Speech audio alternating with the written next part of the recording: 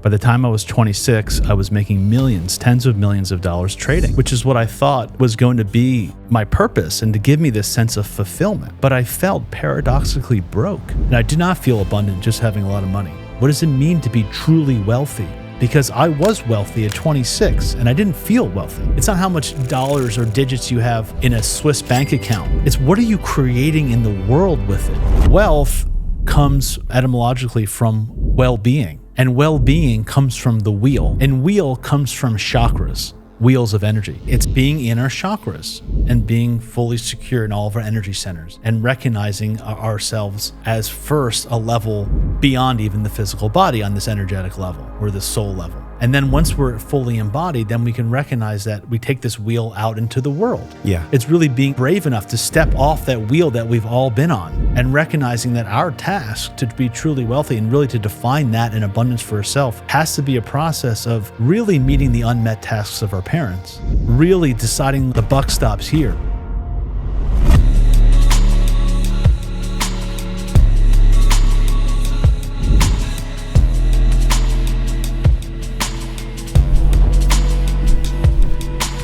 Jason, Brother, it has been a while that this has been ruminating and marinating in the cosmic soup. Welcome to the podcast, man. I'm so pumped to be here, man. It's so cool. So cool. We are in Austin, Texas. You are in, your home base is in New York, in the country. And it's so interesting how the topography and the geography of where we live literally informs our body and informs our cells. And I was thinking about this in going over the abundance archetype, this incredible program, you guys, that we're going to talk about today. I just totally respect how much effort and energy that you've informed your cells based on your own life experience to encapsulate and now to have your heart pour out to the world. But I'm really curious, man, like when we look at this concept of abundance, is it truly where we live, where we came from, and the amalgamation of the intelligence that we, I guess you could say, absorb and embody along the way? Or is it something different? Because I think about where you came from, and we're going to get into the different fragments of your story and whatnot, but maybe a great place for us to begin this conversation of what abundance actually is how has that definition changed for you along the way? You know, from the beginning, 26, 27, working in the investment world and the stocks and bonds and everything that I guess is very heady for most of us to understand. Sure. And having that completely revolutionize this path for you on health and teaching others. How has that changed for you, this even concept, man, of abundance? Yeah. Well, I think it's good to start with a little bit about my biography because the story kind of tells that. And then I could kind of define what abundance means to me today. Yes. And let's go way back too. Let's pull the e-brake and go to the very beginning. Yeah. Well, you know, I grew up in New Jersey, and it was a pretty mainstream thing, you know, playing sports and educated with what I thought was a good mainstream education. And I went to the University of Virginia, and, you know, here's a top university at the business school. I graduate, I go out into the world, and I have very, very early success. By the time I was 26, I was making millions, tens of millions of dollars trading. And I was working for Paul Tudor Jones, who's one of the most famous visionary investors and traders and philanthropists and geniuses of all time. And the paradox was that I was 330 pounds. That's a big paradox. It was a paradox, man. I was like, to the extent that I was successful financially, I was that unsuccessful with every other aspect of my life. It was like the complete polarity. I was 330 pounds. I was getting sick. I was having these infections. I got this purple leg infection where it was like coming up my leg, and it was in the hospital getting pumped up with antibiotics. Couldn't find clothes that fit. I'm like sweating wherever I go. You know, relationships were not even a dream at that kind of place in my life. And I was like literally living a larger than life on all ends of the spectrum.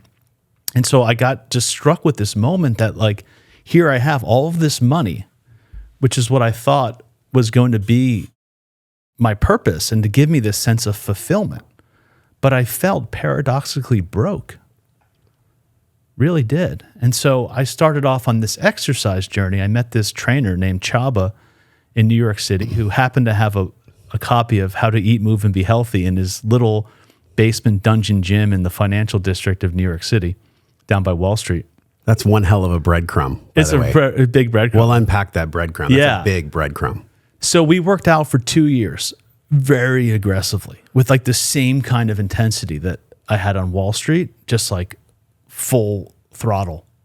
And it was very much like, probably like a CrossFit mentality, just no pain, no gain. And for 2 years, I worked my butt off in the gym and lost 170 pounds just from exercise and beginning to change my diet and pulling back on the excess of partying and things like that. But I got to 170 pounds, and now I had the bank account, and now I had the physical body, but I still felt depressed. I still felt flat, and I realized that all I did was transfer my addiction from work and excess to now exercise. And that's when I realized that this thing that I'm seeking for, this abundance, this fulfillment, this purpose, is an inside game. And I've been playing the outer game, and I needed to do some kind of exchange rate for outer to inner. Yeah. And that led me on a journey of meeting Paul Chek in 2009, and then many other great teachers and practices along the way, and ultimately leading on this long journey to the abundance archetype.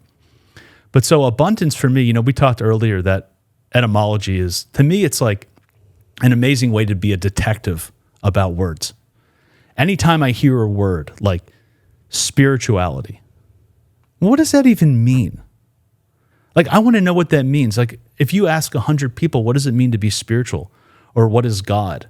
What does it mean to surrender, detachment? These words that we throw out there in the spiritual community, what do they actually mean? And when you go to the roots of the words, you can uncover really big hidden messages. And so I did that for abundance because I wanted to, I'm making a course on abundance.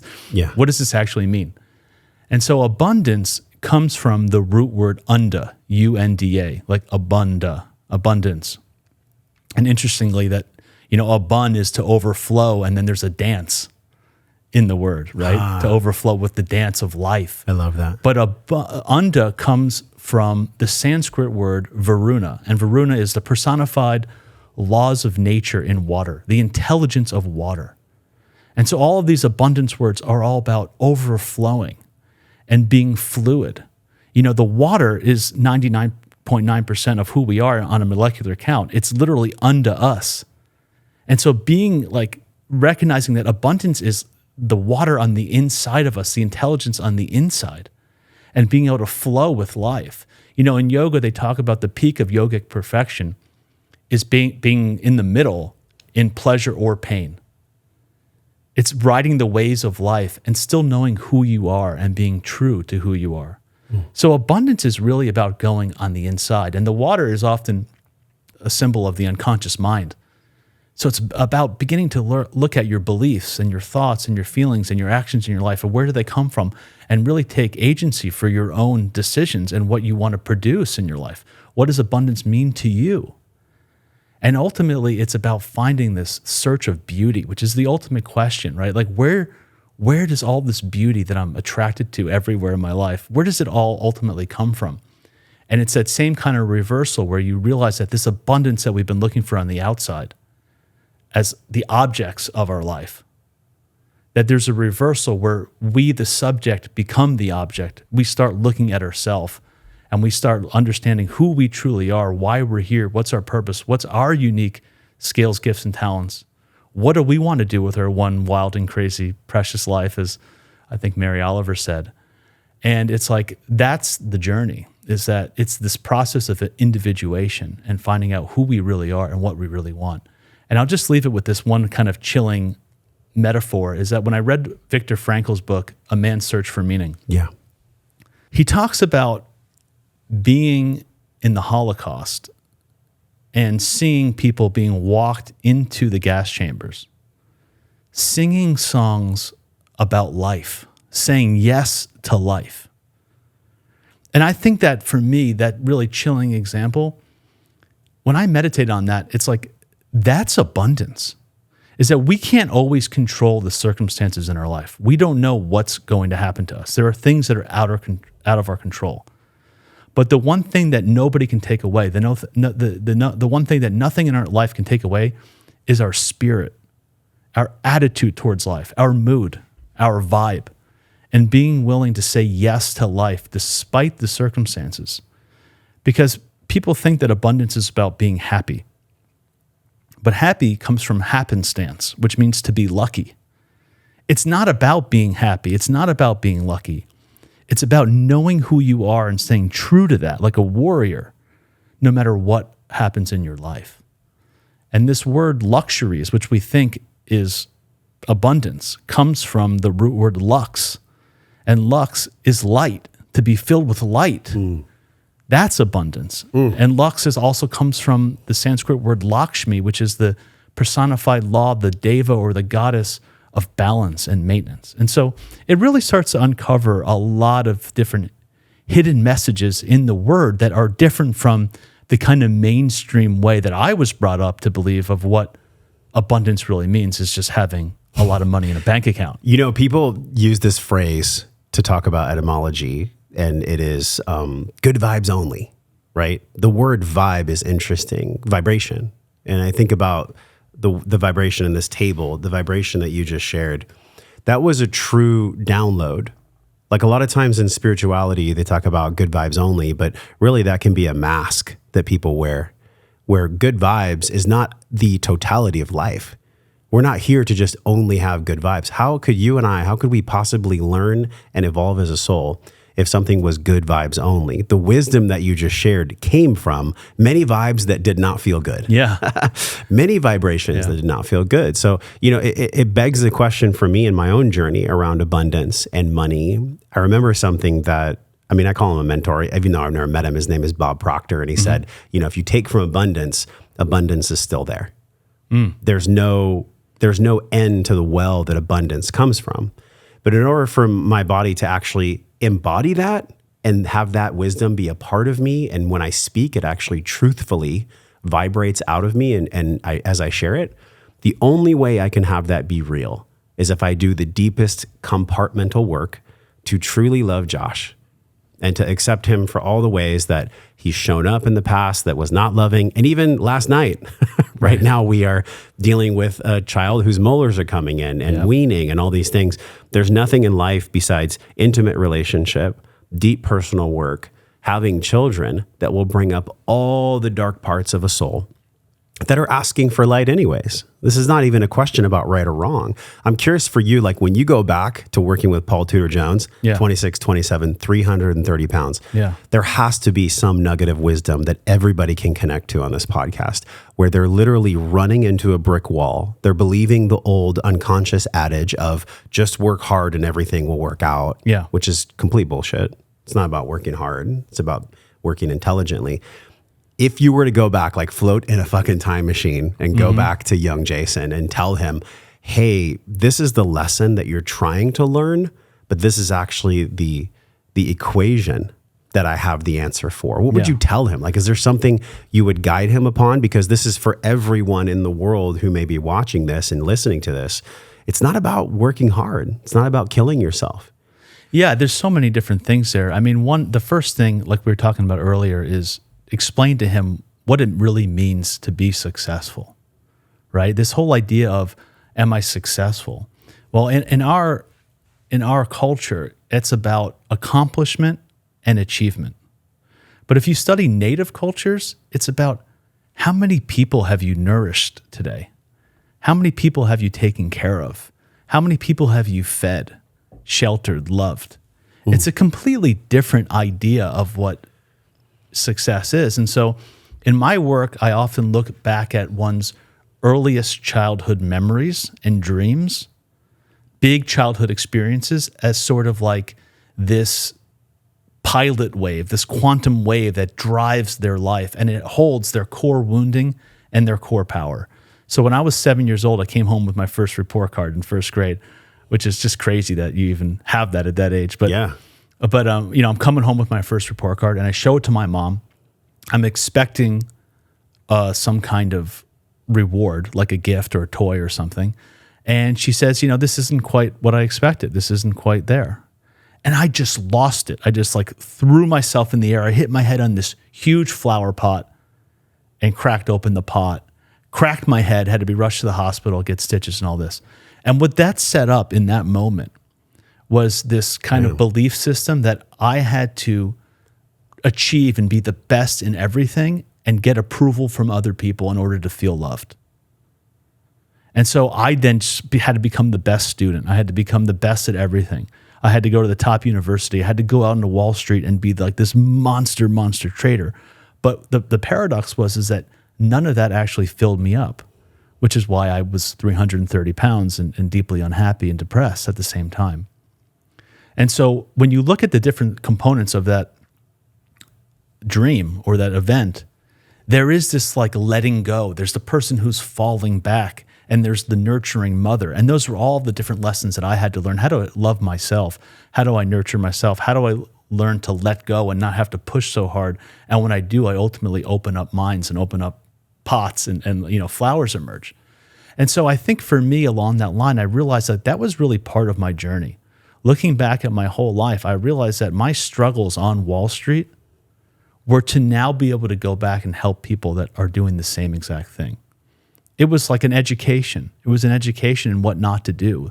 The stresses of anxiety and heart trouble and blood pressure issues and lack of sleep and stimulants and feeling like crap and eating like crap and going out to happy hours. And like I had to go through all of that and push myself all to that edge and then leave it all and go completely into the esoteric realm and study all these different healing modalities, only to realize that like my gift, my reason for being here was to bring the two together.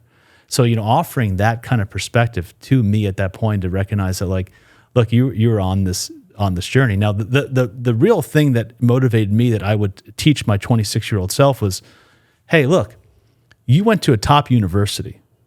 Did you learn how to eat? Did you learn how to move your body? Did you learn what time to go to bed? Did you learn how to have play? Did you learn how to make love, make art, make music in a creative way? Did you learn at any time that who you are is actually a soul inhabiting this body and not even attaching to this physical existence as much as you are? I went to a top university.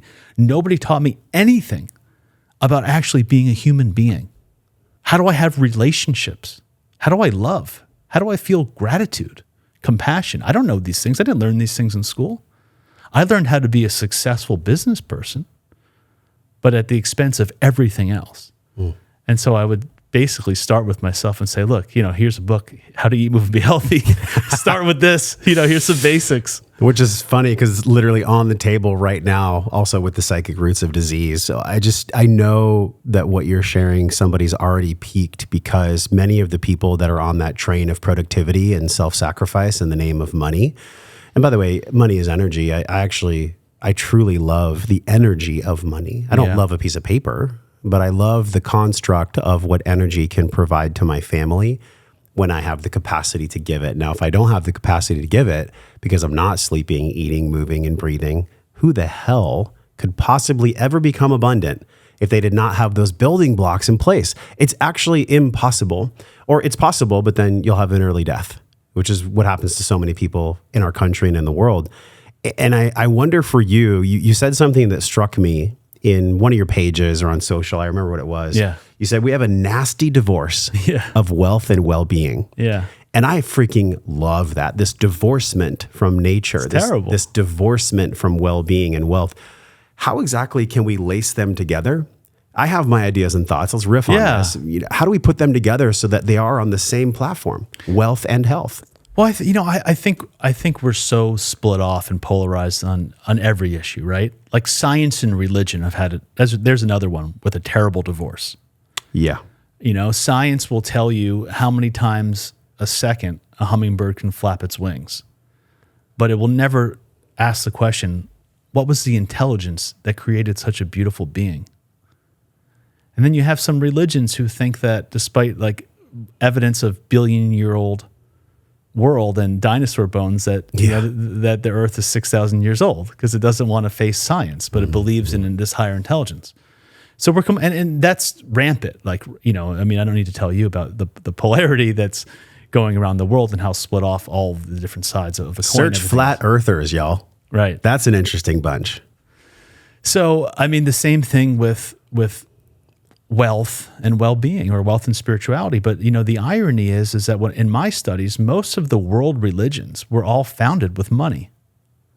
Jesus was, I read research at Paul Chek's house, at this book that he showed me, that there was research that said that in today's value, Jesus was given the equivalent of $4 million worth of gold, frankincense, myrrh at birth by the Magi, and kings that visited him, and all sorts of reports.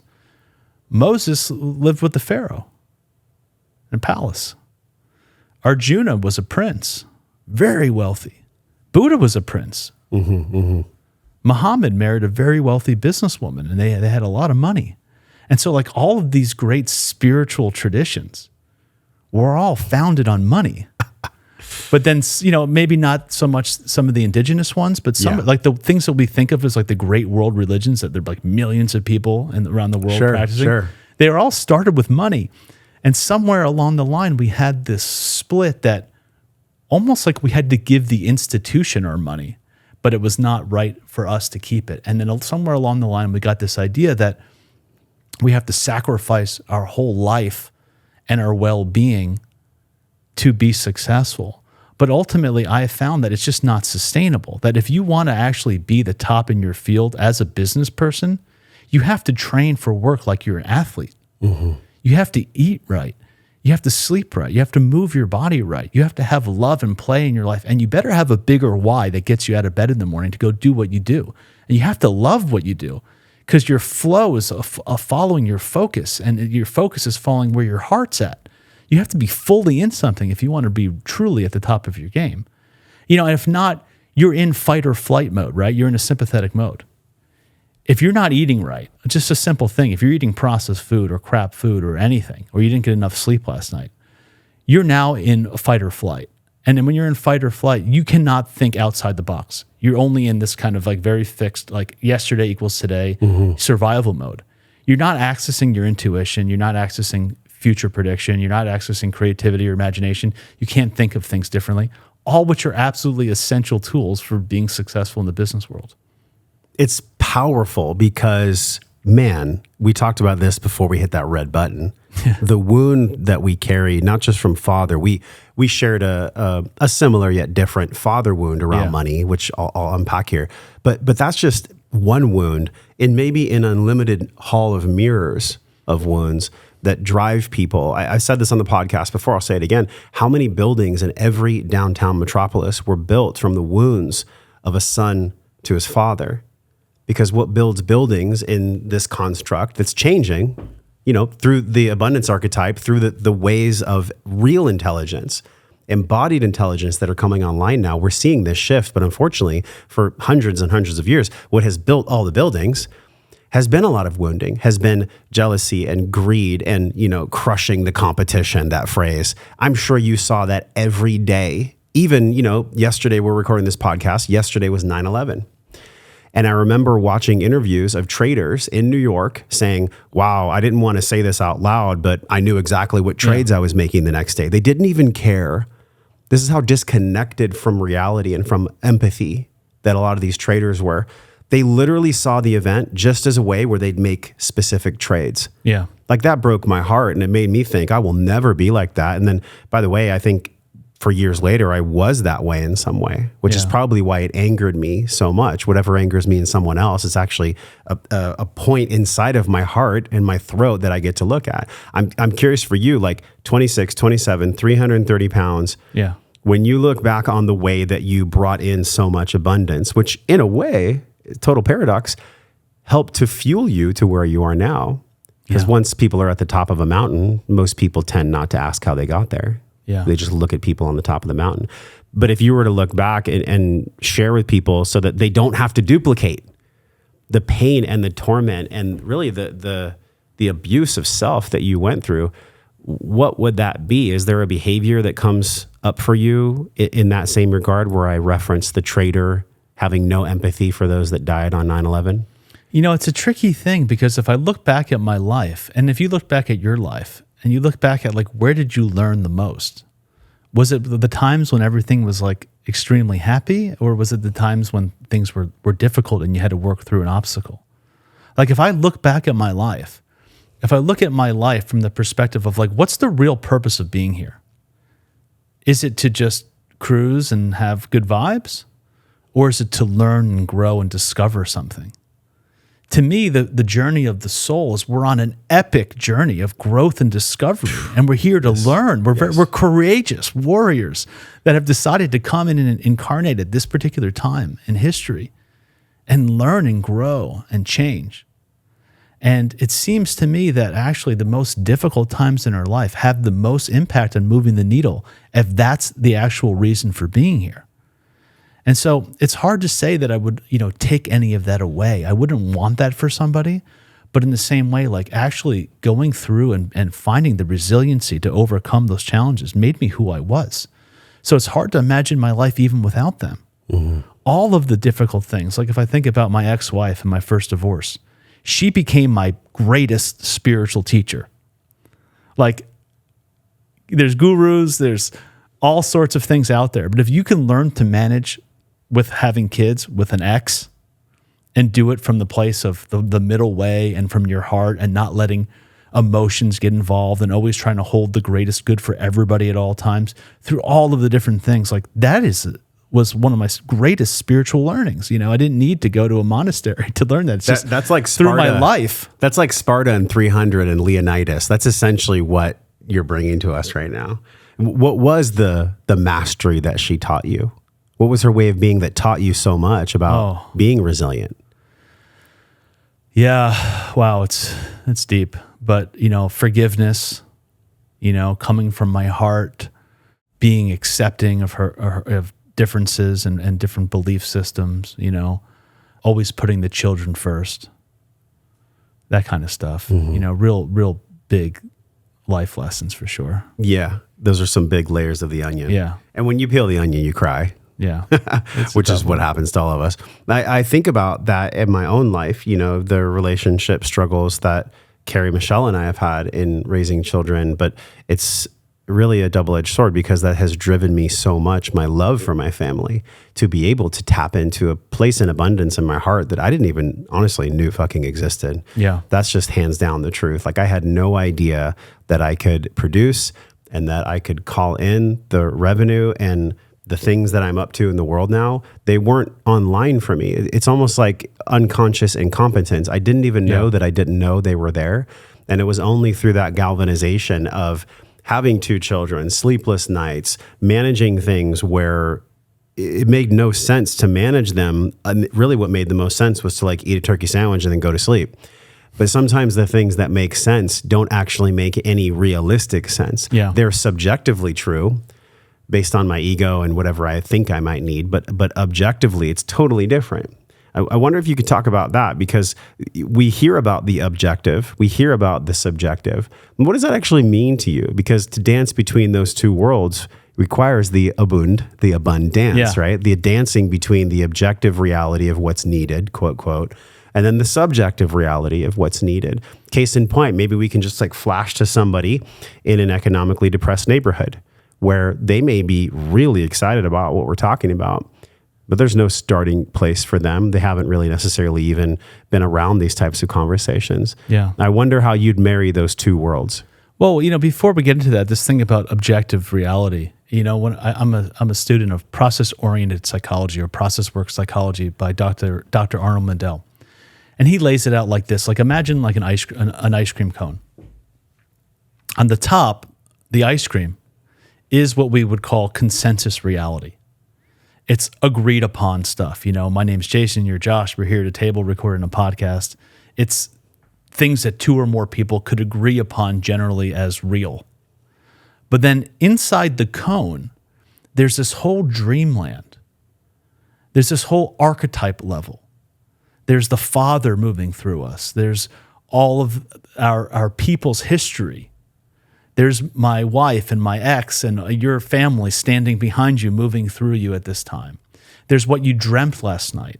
There's the little synchronicities that are happening and the little medicine spirits and the tobacco and the various things. It's like there's this whole second attention. We mostly are focusing on just the ice cream.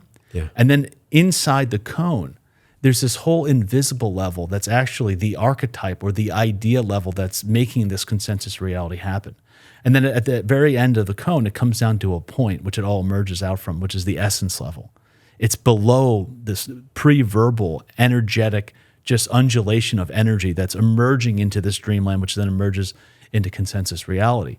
So often, like in my life, I could be sitting there, let's just say having an argument with my wife about something, right? Or some kind of challenge. Well, on consensus reality level, here we are arguing.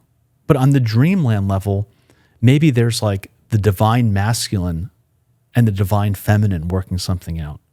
And then maybe it's like, I see my wife really upset, but I could see like all of the upset of all women for not being heard moving through her at that time. And I could see her grandmother, who came from a Mexican village and was like abused and had a really difficult situation, moving through her at that moment. And her people and where they came from and everything they experienced. And then the collective dreaming of everything that's moving on in the collective at that time. And, you just keep going on and on and on. So there's a lot of different ways to look at it. But what I've found is that when we can move from looking at the world like it's just this random Newtonian physical world and recognize that everything in our life has purpose and meaning, there develops this huge richness. Dr. Mendel says that most of us are walking around with what he calls a mild chronic depression. Like, we're not clinically depressed, but we're living in this kind of flatland. And he says that for the majority of people, it's a disconnect from that dreamlike nature of reality, from seeing the dreamlike nature, from not only connecting with your dreams at night, but connecting with your dreams during the day. What are you fantasizing about? What's calling your attention? What's happening in your body? And really realizing that, if we walked into an art museum and we looked at all this, we're here in this beautiful studio of yours, and I look at all this art on the wall and all of this beautiful table and all of these things, I wouldn't think that like it actually randomly just came here. I'd be like, somebody had to pick this art out and had to make this beautiful table, and someone had to curate this whole space. And if we walked into an art gallery, we'd think the same thing. There's got to be all sorts of departments of intelligence that put this thing together. But we walk out into the world in the most beautiful art gallery there is, our Earth, that's traveling at unimaginable speed through space, orbiting with insane precision around the sun and the planets, 25,900-year cycles, while then orbiting around, with the moon orbiting around it and all of those things orbiting around the center of the galaxy with more precision than we could ever imagine. We could never put satellites in space the size of the Earth, sun, and moon and had them orbit each other with that precision and create atmosphere where we can live with this much beauty. But we don't recognize the amazing intelligence in everything that's going on. Like, we live in such an intelligent world. And so when we can drop out of that consensus reality and into this sort of second attention, like what's below the surface, I found that it not only brings richness into my life, but it made me a better investor because it gave me so much more access to information that I could actually even use in my trading. Like your intuitive faculty expanded so that you could actually succeed way more than you ever thought you could imagine when you were 330 pounds because of sharpening and building this capacity. Totally. I mean, all of the right brain perspectives, when you can move into the right brain and you can work on your breath and you can move into a state of coherence and you can get out of sympathetic and into parasympathetic, you now opening up to the intelligence of your heart. You can be sensitive enough to the feelings in your body with incredible amount of wisdom. And you could pay attention to your dreams and your intuition and all of these things that are giving you information all of the time, which I think is absolutely essential right now going into this world of AI. Because, one of the first thing in my course I ask people to do is define your competitive edge. Like, what makes this podcast special? What differentiates this from every other of the 3 million plus podcasts out there in the world? You need to know that. You need to know what guests you're going to find. I mean, I know you do this because you have a very successful podcast. Sure. But also, out of the 3 million, people don't realize this, 90% have 10 episodes or less and aren't running anymore. Right. So it's actually like way under 500,000 that are So live. if you're going to start a podcast, you need to know, like, what is going to make me unique? Yeah. And so when I worked for Paul Tudor Jones, the first question he would ask anyone wanting to work for the company was, tell me how you make money in one sentence at a 5th grade reading level. What did you say? Well, for me, I worked with the weather. So this is a very interesting kind of whole segue. But the way I worked, my partner was a meteorologist. And so what we did, we had this niche where we would study the weather and its impact on commodity markets to know when there was an opportunity. And we had a very simple edge. That's all we did.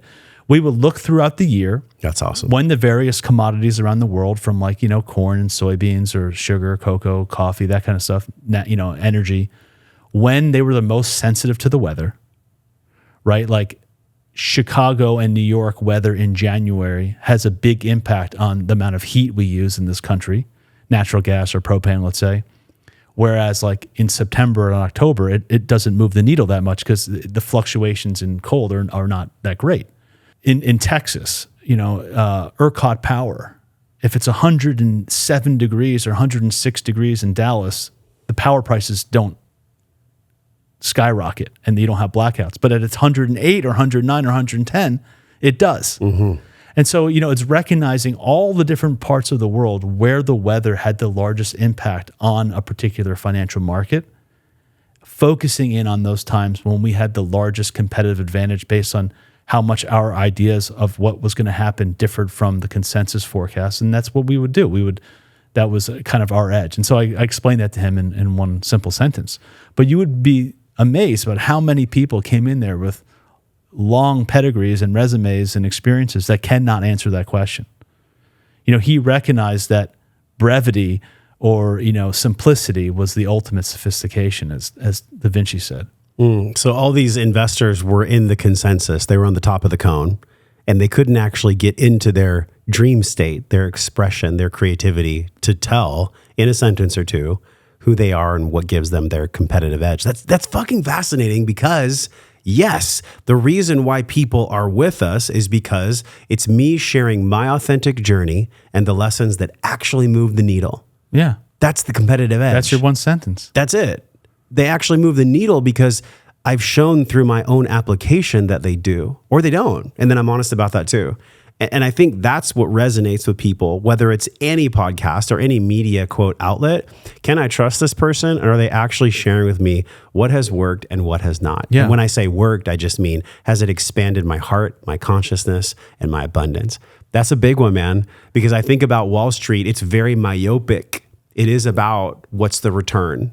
And that world can produce great things. I'm not here to just totally shit on Wall Street, but it also can produce people that become cogs in a wheel of a broken system that makes themselves and others sick. Why'd you leave? Why'd you get out of that? Was it merely health, or was it your soul trying to expand its own dream? Well, just before we get to that, just I want to answer one thing, is that what I realize is that most people actually recognize that they perform better when they have those capabilities, but they don't recognize that it's happening. So, for example, many people would have this experience of trying to work on a problem and then getting in the car and driving home. And then when they're listening to the radio and looking out the window, the answer pops in. Or they're in the shower. Or they're in the shower. Yeah. Or they're on vacation, right? Yeah, yeah. What is actually happening? And how can I systematically create that on a daily basis to not have to wait for these eureka moments to spontaneously occur? So I recognize that the market itself is alive. And I call her Mrs. Market. And that's just me having a relationship with her. But I started to realize that what if this was a being, a personality, a person maybe? It is a collection of people after all. It is a collection of emotions. It's a collection of greed and shared desires beliefs. and essentially at fear. Yeah. It's shared beliefs, yes? Or would you it's put it essentially a like an different way? egregore. It's like a consciousness, or like it's a belief system. I started looking at it like it was a real being. And instead of waking up each day and trying to control her, trying to figure her out, which anyone who's been in a relationship with a partner knows, like, you can't do that. That might be the best wisdom on the whole pod right there. Well, you can't do not try to control your woman. Yeah. And so, vice versa. And so what do? You listen. You listen to her. She doesn't want you to tell her what to do. She wants you to listen to her. So what would it be like each day as an investor to do your regular work, trying to figure it out? You do all of your analytics and things like that, of course. For you with the podcast, you can do all the things you normally would do about figuring out where to put marketing or the search engine optimization. What are people searching for? But then recognize that you work for the Josh Trent podcast. You are not the podcast. You work for a being that you're in relationship with, and imagining yourself in a dance with her and in bed with her. What are her limits and boundaries and desires? What are her emotions? She can take you to the highest of highs, and she can rip your heart out. And how to manage that, and how to be in a tango with her instead of trying to figure her out all the time. You still do all of that left brain work, but you open up to this right brain. So I've essentially created my entire course around that, in terms of bringing in all of the experiences that I kind of had, but I didn't know what to call them, and creating exercises, using my dreams at night, paying attention to my body symptoms and how to interpret them, as investing allies, how to look at the dream-like level, how to look at synchronicities, how to look at all these different things, how to get into states of meditation where I can systematically detach from my portfolio to look at it from a different perspective, as if I went on vacation without having to wait 50 weeks to go to Aruba to have the insight, right? To have it then in the moment. Recognizing that there is so much more information than we're typically accessing on a daily basis. And it could actually help us make more money and give us more clarity on how we want to use and balance our life. It's a really beautiful lens, because I've never actually thought about the podcast or the mission in that way, as it being the feminine, but essentially it is. I mean, creative expression, dancing, movement, polarity, all these things, all the juicy stuff. It's the things that in my own life I've had probably the steepest learning curve on. I came from East County, La Mesa. So if you know that area, you know that there's a certain way of thinking and being in the 90s and 2000s that existed there. And none of it had too much to do with emotional intelligence or even the concept of masculine, feminine. It was like, this is the way it is. This is the way it always will be, and don't question it. And so it's funny, I can reflect back and go, wow, when I was 18, I thought I might live in La Mesa forever and drive my Ford Mustang and do my thing. And then at some point, my soul became so starved and choked that I felt like I was going to die. And maybe a part of me did die. And maybe a part of you died in trading, because there was a part of you that was eating so much food. I used to be 280 pounds myself. Oh, wow. So I can connect club. with, we were in the overweight club, but really the club had a banner at the top of it. And the banner said, the hungry ghost that's never satiated. Yeah. And the hungry ghost just wants to fill, when really it just wants to be held, nourished, and loved. And all these things that I was feeding it were actually just attempts of my ego to not see what the truth was. And the truth was that I had never been introduced to the concepts of self-love. Yeah. Abundance was not a reality for anyone in my family. And actually, when I look at all the tree of life itself that has brought me here, the majority of that tree, I can't connect with anyone in my ancestry that had a true abundance archetype working through them. I can't think of anyone. Now, maybe they're there and I've yet to meet them. But in every meditation or every medicine ceremony, or even just like sitting and reflecting with you right now, I would love for that person to appear. I would love for that person in my lineage, either maternal or paternal, to come through and say, hey, this is actually the way that it's always been. This abundance has always been and always will be. I mean, that brings up happiness and joy in me just to say that, because when I was 18 in my construct, that was not the case. So to bring it back to you, it was a long-winded U-turn of coming back to you right there. Love it. Really what this is as we go through maturation and as we age in life, it does not always mean that we become wiser. I'm curious how you feel about true wisdom, the wisdom that brought you out of trading, the wisdom that allowed you to let go of the weight, not lose it. You knew exactly where it was. What was that wisdom? And how would you say that wisdom embodies in you now? It's a big question. So we can go layer by layer on that. Yeah, it's, maybe I'm taking a roundabout way about this, but, one of the things that I would recommend people to do to find that wisdom in themselves is to think about what they loved to do when they were a kid. My first loves were drumming and magic. Like, without anybody telling me to do any of that, I had to drum in my hand, and I was asking my parents to take me to the magic store, which used to exist in a mall somewhere, and I would go buy, silly tricks and things like that. But, okay, so on the consensus reality level, on the ice cream part, here's the drummer and here's the magician. But underneath that, like, what is there? There's a dream like emotion or feeling of rhythm and of awe and curiosity and wonder. That's moving through the magic, yes, right? It's not, there's the magician, but like, what is the energy of the magician? It's the wonder. It's the aha. It's the surprise. It's the joy moment, right? And so at some point I left my dream of being a professional drummer and a magician, and I went into this trading kind of world, and I thought I left that behind. But ultimately, when I was a trader, what made me a good trader was tapping into the rhythm of the market. I could just feel the beat in the same way I was feeling the drum beat. I could just feel the pulse like inside of me. And when I would make millions of dollars, just like literally out of thin air, I'm not creating anything. It was just like an idea in my head. And I can make millions of dollars. It was like magic to me. I had that same kind of aha moment. And so fast forward to 2019, when I leave the Wall Street world, and to answer your question, I had just gone through my divorce. I had my kids now majority custody most of the time, and I couldn't just justify, leaving my kids at home with a nanny after having been awarded to have them more time than not. That's rare. Yeah. Why did that? I know I'm interrupting you. Sorry. Yeah. And it's important. That's very rare that a father would get custody. It was rare, and it was sort of the extreme circumstances that were going on. My ex-wife had gone through some severe postpartum depression.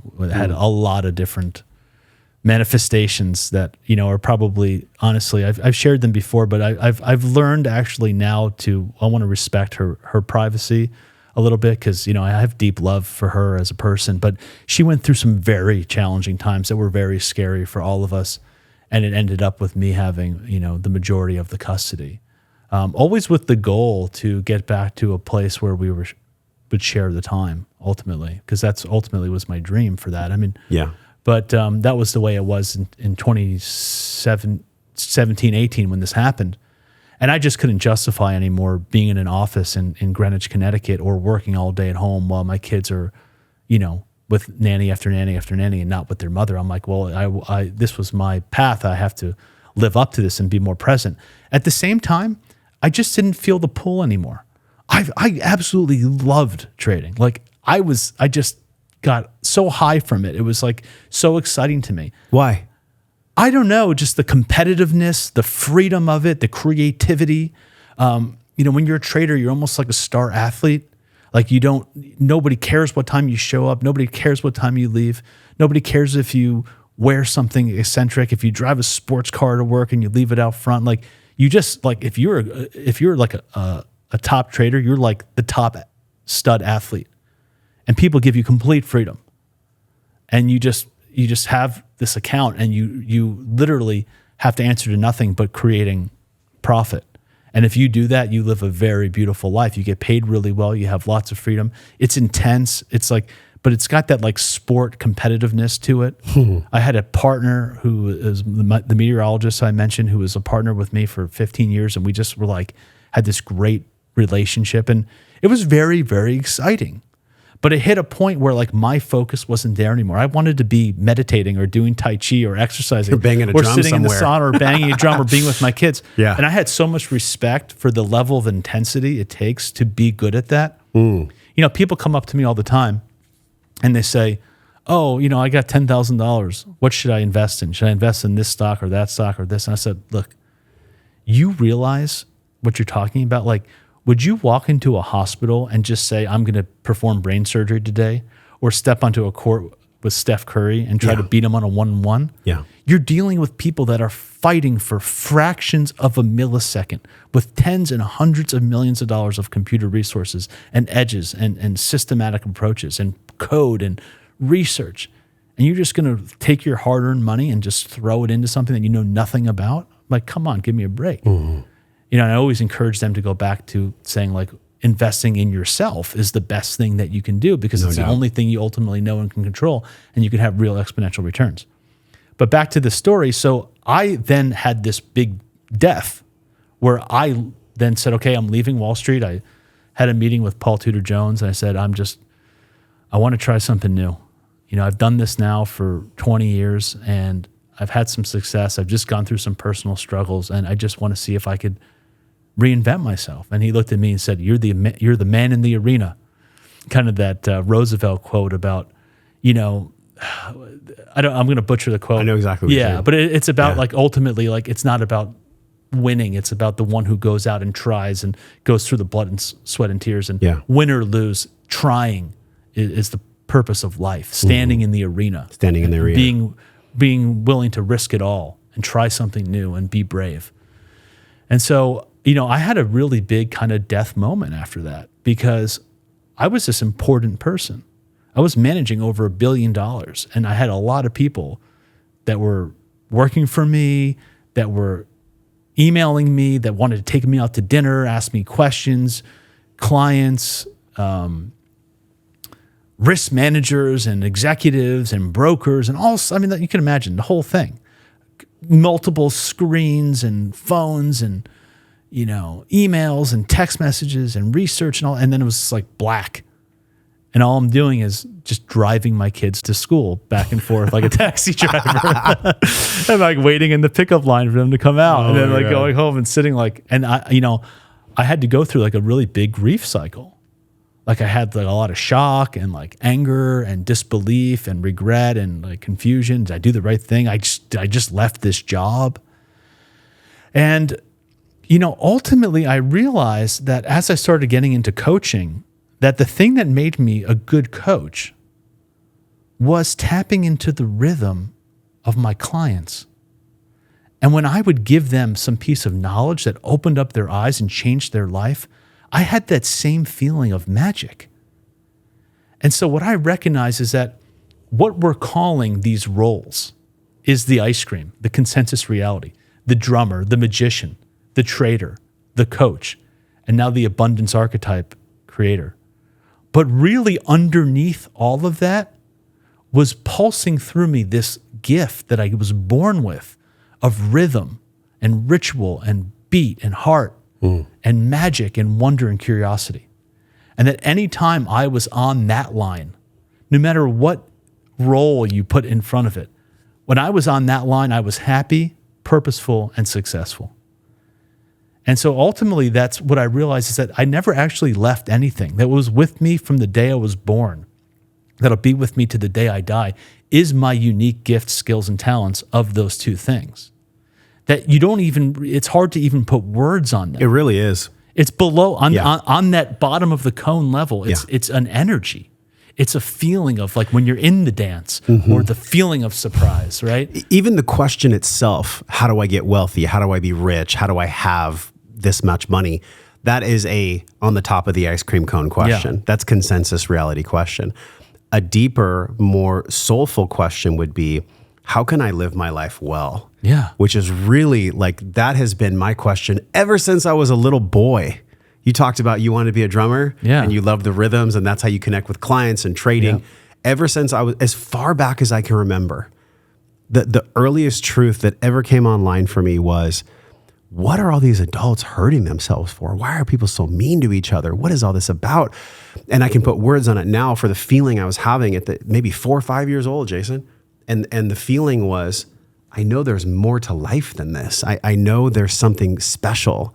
I know there's something well. How do I live my life well? That's exactly your podcast. That's the spark for this podcast. That's the branding for this mission. How do we live our lives well? It's not just some PDF that you can come on this podcast and give to us. There's a starting place. To get up the mountain, you take a step. But along the mountain, there is such a twisting and winding journey that it's beautiful. The whole thing's beautiful, yet if we approach it, and I've done this many times, if we approach it from that analytical mind, that egoic mind that says, well, if I just do this and I tweak this, then I'll get what I want, and who the hell cares about everybody else?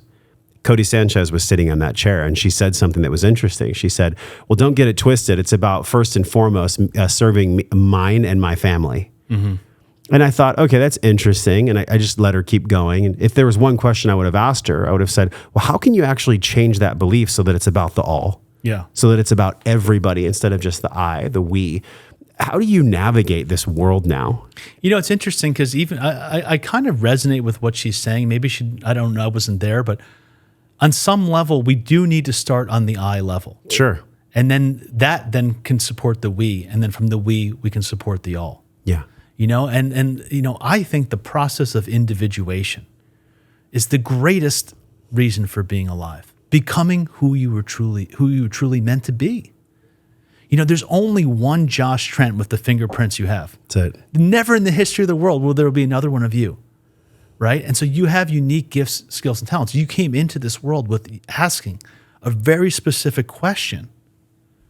And that question and that feeling quality is what makes you good at your job. And now you're having an impact on tens of thousands or millions of people, right? Because you're following your unique gifts, skills, and talents. There's only one person with your fingerprint. There's no two snowflakes ever alike. And so that phrase has been poo-pooed, snowflake. Yeah. I want to get clarity before you go forward, because what you're saying is true, and there's always an and. We are so special, yet we are all the same. I do want to put that out there. Well, I would like to talk about that, because I think that there's a funny paradox on that. Because what happens is, I think people need to understand the yes and. Multiple phase logic. That's it. It's not always either or. Mm-hmm. So, you have a couple different camps, but some of the camps right now are this, it's all one. This spirituality, it's all oneness. And yes, that is true. And you have some camps that say it's all nothing. It's all emptiness. Buddhism, for example. And yes, that is true. On some level, it's also oneness. We all come from the same place. Yes. We're all in essence the same. In some ways, it is all empty space and emptiness of which everything emerges from. But we're also individuals. And you have to be brave enough to hold all of those perspectives at once. To not throw away your individuality, and to really own your individuality, that you are a spark of the divine here with a reason to live your life to the fullest, because there's no other way the divine can get to know itself than through you in that particular way. At the same time, recognize that you are connected to the whole. We all do come from the same place, the same home, and we're in essence the same. And we're also somehow a virtual reality and somewhat empty. And just a bunch of ether walking around with consciousness. But yes, and to all of it. Yeah, I believe that. And to go back to Cody, it's not a knock on Cody. Like you said, you weren't here. You didn't know exactly what she felt.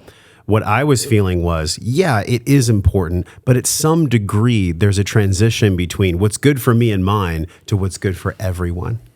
That was something profound I learned in my course, because I didn't learn this. I learned so much from making my course about myself and about abundance. It was crazy. I'm like, here I am making a course, and I'm like being a student of my own course, trying to put it all together. And one of the ways that I had some of these insights was by doing those kind of let go moments. I was telling you earlier about coming down to Texas for a hunting trip. And I was like, I had these deadlines to figure out this, to get this outline together in like 4 weeks from now. How can I go on this hunting trip and just check out for a weekend, fly to Texas, and I have so much work to do. But I decided to go. And when I was sitting under a pecan tree taking a microdose of medicine on a break from the hunting, I had this whole map download into my mind about how I should proceed with the different outlines of the course in these moments of not doing.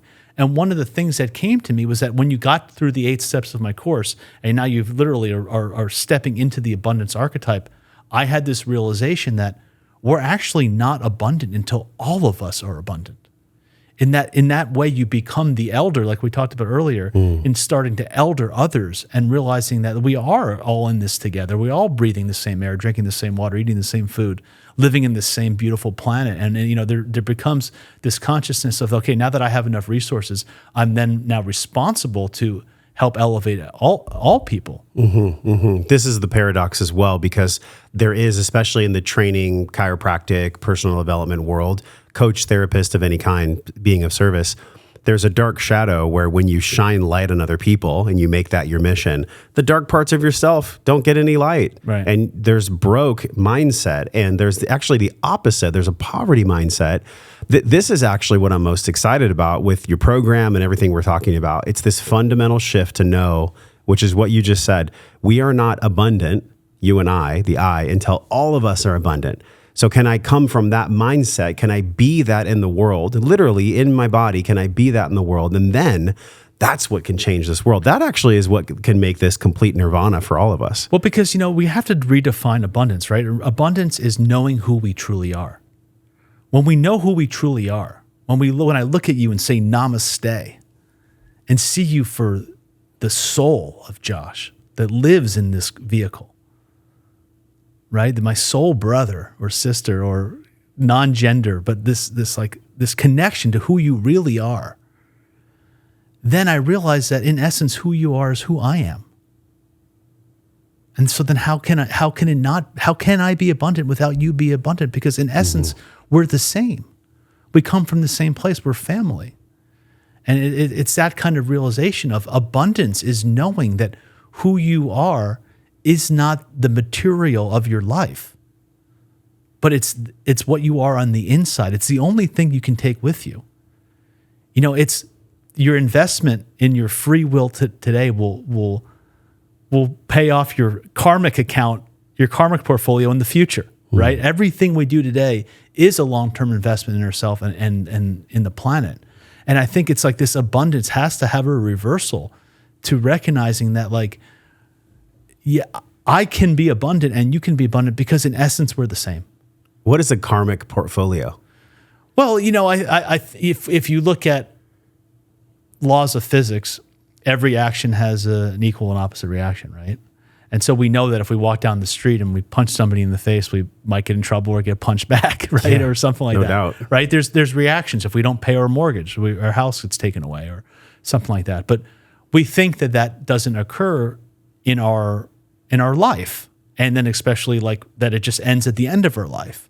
But most Eastern traditions and most traditions of the world would say that cause and effect continues. And it's actually had been going on for an infinite time in both directions, behind us and going forward, right? And so karma comes from the root word kri, and kri has a ri in it, R-I. And ri gets back to ritual, rhythm, creativity, reading, writing, arithmetic, and it ultimately comes from the ritam, which is the laws of nature. And so essentially, when you want to think about karma, it's a question of, is this action going along with life? Does this action support the laws of nature? Is this action going to bring reciprocity and abundance to others? Would I want this done back to me? If everybody on this earth did this ritual, did this act, would the world be a better place? And ultimately, in my understanding, it's not like a punishment if we do the wrong decision and we have this bad karma. It's, could you create a better system where you could actually learn about your mistakes? If the purpose of being here is to grow and to learn, if we're essentially in school, if this is not a universe but a university, and we're here to learn, how else would we learn than having some consequences? And just like when your 2-year-old breaks something or throws food at the table, you don't punish them for life, eternal hell. Right. You say, okay, this is how we do it. And, you have to learn because next time, you can't throw food on the floor. But, and that's sort of the way it is like for us as children of the divine. It's like, it's not like a punishment. It's that we have to recognize that our reason for being here is to grow, is to evolve. And that the only way that we could do that is by having our actions in life come back to us in a way that reflect reflect to us. And in the individuation of Jason, of Josh, in that individuation process, there's an honoring of where we came from or not. It's actually a choice to honor that, to honor the mystery. One of the men that I so love and respect in this world, obviously, is Paul. I mean, Paul has touched this show in so many ways. It's a big reason why you're here. For sure. But also a brother and a mentor, Mark Tolofsen. And I was in a Vision Quest a couple of years ago, and he said, the table that we live at, people tend to never leave a seat for mystery, for the mystery of why we're here and what this is all about. And I think it's really easy for people, it is for me, to hear you and go, yeah, karma, like, well, okay, well, that's why these really horrific things happen to people that we can't understand. A brother and a mentor of mine right now is struggling with cancer. Yeah. He spent the past 20 years of his life in service, in true service to people. And I can't for the life of me rationally make sense, Jason, of why he's suffering and what he's going through. This karmic portfolio that you talk about, it's interesting because it can be a way to conceptualize why things happen or the meaning of why things happen. There isn't an answer to it all. Yeah, there's a little thing about why bad things happen to good people. It's mysterious in its origin. So for us to try to define exactly what karma is would be a misnomer. Well, this is where actually having a good Vedic astrologer can help out, because there are different types of karma. There's karma that has been done in the past that is just landing now. There can be karma that, we're just initiating with a new action right now. There's various different types of karma it's quite complex when you really think about it. I mean, when you really think about karma, it's what they say in Sanskrit is achintya. It's beyond, it's not conceivable by the mind. Yes. It's not something that we can even understand. It's extremely complex. Thank you. I mean, think about all of the different things that had to happen in our lives for us to be here today. So many the past life iterations, all the different decisions we made in our life, all of the people that we met, getting into Paul Chek's life, the various paths that we've had. I mean, it's like you'd have to have the mind of God to calculate all of the different, possibilities that put us in this same room. It's inconceivable. Yes. And actually, it's an interesting concept because much of this spiritual experience that we're talking about is actually achintya. It is inconceivable. It's beyond our thinking mind, and that's why you have to have the direct experience on a vision quest, on a psychedelic journey, in a meditation, in a breath work, in whatever, or sitting with your 2-year-old. Yeah. To really actually get to those places, because much of life is actually beyond that mind, and you have to be able to willing to understand and digest paradoxes and things that are inconceivable to our mind to actually learn and grow on this level. There's value in this understanding that we don't have it all figured out. There's so much fucking value in that. And I've heard, and from your previous world, which I'm sure you still dabble in trading now, yeah? Time to time? Not too much. Not really. I'm mostly working with people. It's more interesting to me to work with traders. You like the beat of that drum. You like the rhythm of working with people more than right now. I mean, at times I get intrigued by it, and it's certainly if I saw an opportunity, I might think about it. But I'm more interested in working with people that are in a similar position that I was in, where they're trading or they're investing, and they're saying, hey, I'm doing pretty well, but I'm looking for that bigger why in my life. I don't have the juice in my life. Yeah. The reason I ask you is because, there's so many people in the financial intelligence world, use whatever words you want to use on it, the teachings about wealth and money. And there's this phrase that's been said, and I'm curious how you feel about this, because I think we could really unravel a lot here, Jason. Okay. And the phrase is, well, money is a byproduct of the service you provide. And I think that's true, and which is the theme of our conversation today. Also, you can sit at a keyboard trading with your partner, who's a meteorologist. You can push a key on a keyboard and make $2 million in a fraction of a second, and you didn't serve anyone at all. So I think there's a paradox in that statement itself. Is money, how do you feel about this? Is money always an equation where you will be yielded the energy that you create for others, the good that you create for others will be afforded back to you? Almost like the boomerang of love that Paul talks about, right? Love is a boomerang. You throw it with the pure heart and intention, and it comes back to you. I don't think the same thing applies when we look at the construct of money. What do you feel about this? Wow. Well, it's a very interesting question. There's a few different flavors to it. One thing that came up for me is recognizing that when you're in service to what you love to do, when your work is a labor of love, then I think the money does flow. And it's a different kind of spin on what you said. But, what I found is if you go to a restaurant and you have a waiter serving you and they really love their job and they do it well. Yeah. And they really care about it and they know the menu, then you want to give them more tip naturally. And so like, I do think in that way that like their level of service, but it's really about really finding your passion in life. I think that the most important thing to do is to be in service or to surrender to your own passions, to become a master at what you love to do, not because mommy and daddy want you to do something or because, in our family, you have to be a doctor or a lawyer or you'll never be successful as a magician or a drummer. It's like ultimately doing what you love to do and being of service to your own heart and your deepest passions and your childhood ambitions. I do think the money flows when you're in service to that. Mm-hmm. So that's one way it can flow. One way. But yet there's other ways where it can flow where money equals service is not always the formula.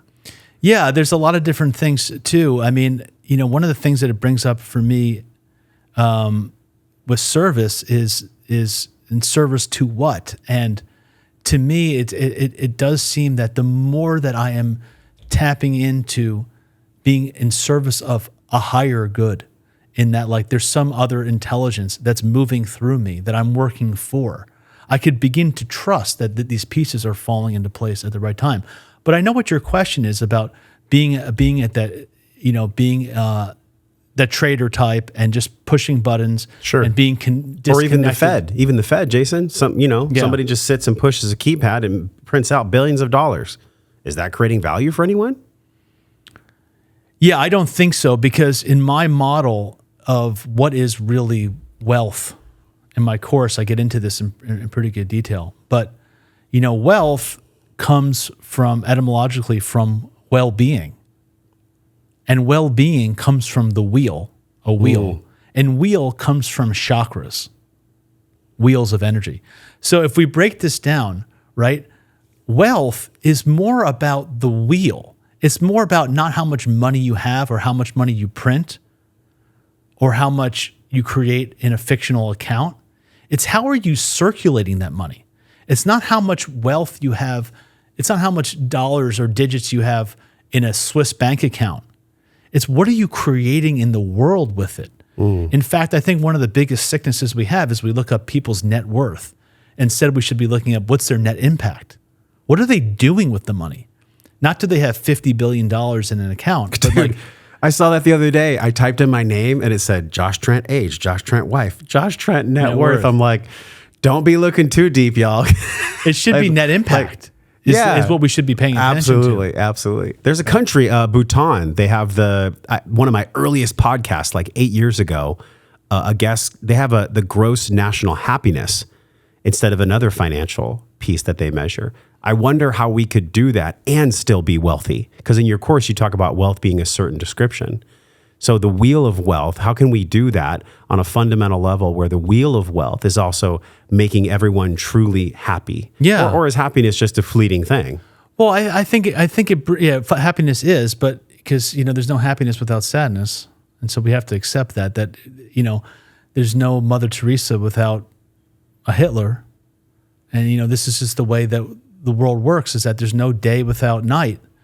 There's no sleepless nights without 8 hours of sleep nights. These things go together and they give life meaning. And really learning how to navigate those polarities is the key. Right? The wheel of wealth that you teach about in the course. And by the way, right now, this is something to click on in this moment while we're talking about it. It's joshtrent.com/abundance. And thank you, by the way, for sharing the abundance with us, giving people $500 off. All they have to do is enter the code Josh. That feels so good to be able to give people a significant discount on a program where if they actually just use the fundamentals of the program and they trust you and they move forward with whatever process they're going to move forward with. Yeah. But the key is that they move forward. This can, and actually it will, transform the quality of their life, the abundance in their life. I mean, I've gone through the program, y'all. This thing looks legit. There's over 150 videos in there now. I know you're going to be playing more as you go along.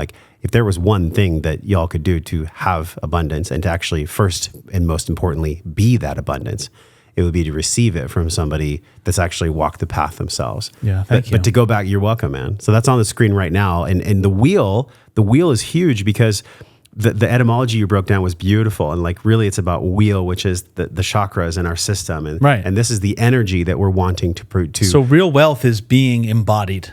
Yes. Okay. Yes. The wheel, which I love. It's the wheel. It's having being in our chakras and being fully secure in all of our energy centers and recognizing ourselves as first a level beyond even the physical body on this energetic level or the soul level.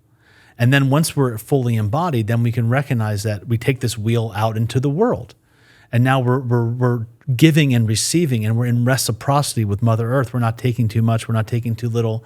We're creating products and circulating wealth with your podcasts and products that actually make the world a better place instead of, a more toxic environment. Like, yes, I have a wheel in myself that I, diffuse energy into and from, and then whatever I receive from that it actually makes my wheel, I was visualizing this as you were speaking, it makes my wheel expand in its size when I give from my wheel to someone else so that they can get off of their, really, let's be honest, rat race wheel that they've been running in for a long time. Even people that call themselves successful.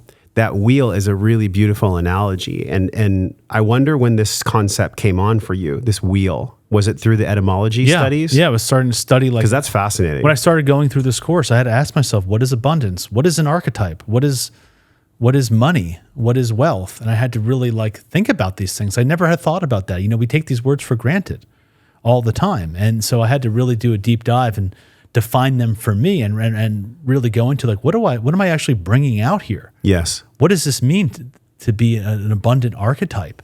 What does it mean to be truly wealthy? Because I was wealthy at 26 and I didn't feel wealthy. I felt pretty sad and depressed at the same time. So I know it's not what we think it is. It wasn't what I thought it was. And I do not feel abundant just having a lot of money. And then again, I meet a lot of people who are in the coaching, therapist, practitioner world who have their chakras turned on, but they don't have any money and they're not having a big impact with their work. And so to me, it's like all roads for me, my own path. Like when I left trading, I was like, I don't want to be that guy anymore. He's nuts. He's psycho. All he cares about is freaking money. And all he does is want to look at the markets and look at the screens and be on the phone. I'm like, I don't even want to think about him. And, what happens is that we have what's called our primary personality. So when I was a trader, my identity was like Mr. Trader, right? I was so in that. My name is Jason. I'm a Wall Street trader. I work for Paul Tudor Jones. I manage this account. I trade weather. I have this many kids,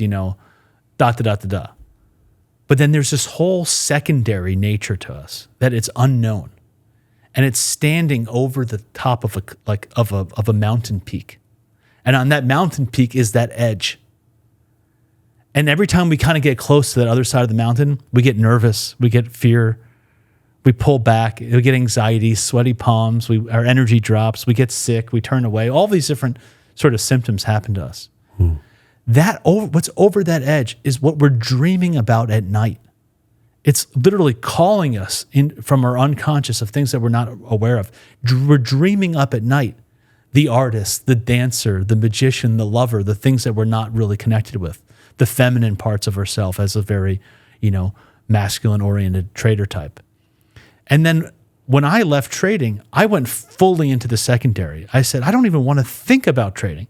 And interestingly, that secondary part of myself as the therapist, as the coach, as the healer, as the drummer, as the shaman, of all these different things, that became primary. And then I buried all the trader part, and that became deeply secondary to me. I'm like, I don't even want to know that part of myself. And then ultimately I realized now that's the part that I'm dreaming up at night that's showing up in my body symptoms and the synchronicities and my clients are asking me for. So what I realized is that actually to be of biggest service to the world, I had to include all of my gifts and talents. That my reason for being there on Wall Street was to have these types of experiences and make the kind of money I had made, to then be able to explore all these other secondary things, to then ultimately bring them together. And ultimately, when I'm bringing together all parts of myself, the wealth and the well-being, I can be the most impactful and the most successful. And that's essentially what I encourage people to do. There's the wheel. If there's any part of anyone themselves in the wheel that is not loved, that I believe is what has hindered my and what will hinder all of our progress in the world. And progress, what I mean by that is greater capacity to love, greater wealth, greater well-being. There's a part of the wheel, it's not loved, maybe it's fractured, maybe it's ignored or shamed, it's pushed aside.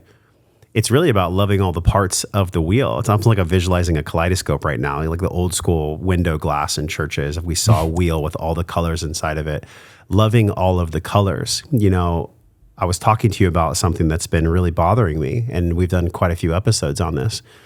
And it's the part of myself that I am actually completely okay with, like the part of myself that wants to be able to just accept and love the people that are going through gender dysphoria and the people that are struggling with, you know, are they a boy, are they a girl? And I see the Wetiko that's being bombarded on young girls and young boys' minds, and it makes me so angry. And there was a time where I was putting out a lot of content that I was trying to fight the demon itself. And of course, I was fighting that part of myself as well. Sure. It's easy for me to sit here on a podcast and conceptualize this for you. But for me to actually do the deep work on that, what really came up for me was I was in an ayahuasca ceremony. And in that ayahuasca ceremony, it shattered my mind in such a crazy way that I actually physically and I somatically felt the presence of this gender dysphoria come in and try to attack me. And it was part of what Paul helped me heal. I mean, I was going through OCD for 18 months personally with this entity. I don't know, Jezebel or whoever it is.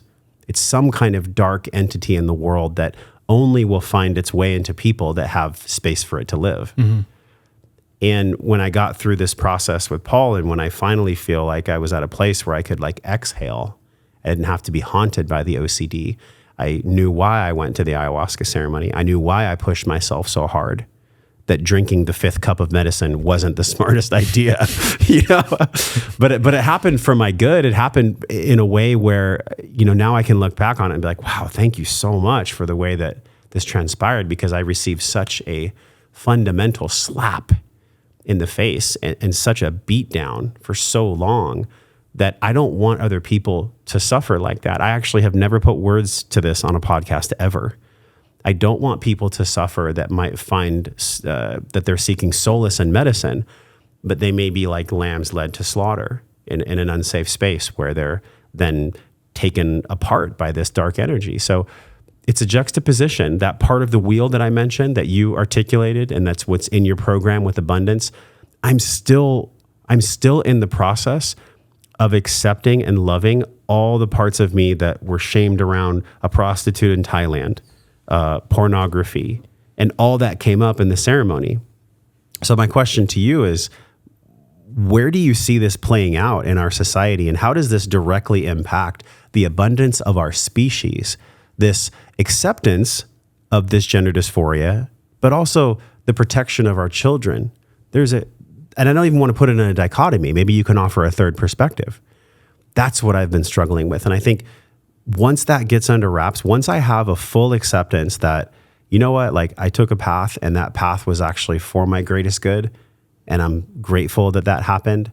But for whatever reason, not that we're in a therapy session right now, or maybe we are, maybe somebody's feeling this in their heart too, the judgment, the anger, and just the fact that this whole gender dysphoria thing exists, it's because I felt it in the ceremony myself. And it took me 2 years to actually be at peace with the entity itself. I wonder how you feel about this, you know, the gender dysphoria in our world, how it relates to abundance, and your own soul lens on what the meaning of this whole thing actually is, this circus. Wow. That's a deep one. Well, we're on a deep podcast. Yeah. Let's go. Let's do it. You know, I think we've been looking at things through the various levels of consensus reality. And I think, and dreamland in essence. And I think on the consensus reality level, there are a lot of different things that are kind of worth fighting for, right? I mean, I think like simple things, even like plastic water bottles with estrogen levels, you know, altering Simple things like that, altering boys' levels of estrogen just from having overexposure to plastics. Yeah. And there's a million different things like that, from the kinds of toxic foods and chemicals and poisons, what we're doing to the ocean, and all of these things that we really need to work on, that are just very basic stuff that I think are driving a lot of these responses. Yeah. Right. I mean, and who could blame anybody when they're being pumped up with such crap in their bodies, and there's such crap in the environment? All of these vaccinations and medical drugs and toxic foods and all of these things. It would confuse the hell out of a body. Yeah. Right. So I mean, I think that's the first place. And there's obviously a whole lot of different things to discuss about where the education system's going with all this. But I would like to take a slightly different approach. I think some of the things that are missing are some of the things that other cultures could offer us. Like for example, take the Native American culture. I've studied a lot with a woman named White Eagle Medicine Woman, who's a Native American teacher out in Alaska. I've been going there for multiple years. And one of the kinds of practices that I got certified in was called balancing of the shields. And in balancing of the shields, they recognize that each one of us has 4 orbs or shields or energy centers around our navel in a north, south, east, west. On our north-south axis, we have the biological gender that we're born with. In the north, we have, for us, an adult male, a wise elder. And in the south, we have our young boy. And then on the east-west axis, we have our opposite gender shield. So in the west, we have our adult wise woman. And in the east, we have our young girl. And that if any one of those shields are stuck, which many of us have, because when we're a boy, we get told, don't cry, or be a man, or don't get access with this, or we have an abusive parent, or we have a coach or somebody that literally comes in and fix us in a shield, or we get stuck in one. We get stuck in a child shield, for example, and we can't access the other wise parts of ourselves. What they're really showing is that all of us inside have a male and a female, and a young boy and a young girl inside of us. And we can only become whole, and we can only have that whole wheel be filled in when we access all parts of ourselves. And interestingly, the east direction for a man, where the young girl is the home of the warrior. So Native American tradition, the warrior is someone who's connected to the spontaneity, the curiosity, and the vulnerability of a young girl, while also being a masculine warrior. Instead of just being this machismo guy, it's somebody who is true to who they are, has courage, or comes from their core, doesn't live at the effect of anyone in any place at any time, and has spontaneity and joy and creativity like a young girl would. And so what I'm kind of intimating is that really all of us, I think, have to recognize that on some level, we all have all of these parts inside of us, and that, it's really to embrace all of it. Now, the second component of it, I think, is that we have in our culture this deep fixation on the physical body. And if you just think about the fact that, what is your physical body? When you woke up this morning, well, you didn't get much sleep, but when you woke up, 50 billion cells died from the day before.